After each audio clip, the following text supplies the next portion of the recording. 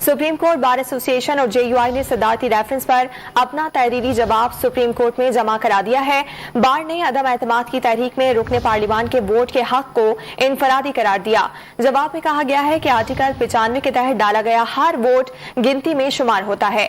Article 63A में party हिदायत के खिलाफ वोट डालने पर नाअहली नहीं।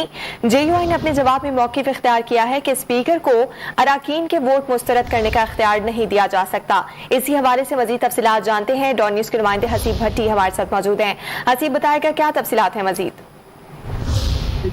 सुप्रीम कोर्ट बार ने अपने जवाब में मजीद ये कहा है कि आवाम अपने मुंतखब नुमाइंदे के जरिए निज़ाम हुकूमत चलाते हैं। आर्टिकल 63 के तहत किसी भी रुकन को वोट डालने से पहले नहीं रोका जा सकता। आर्टिकल 95 के तहत डाला गया हर वोट गिनती में इस्तेमाल होता है।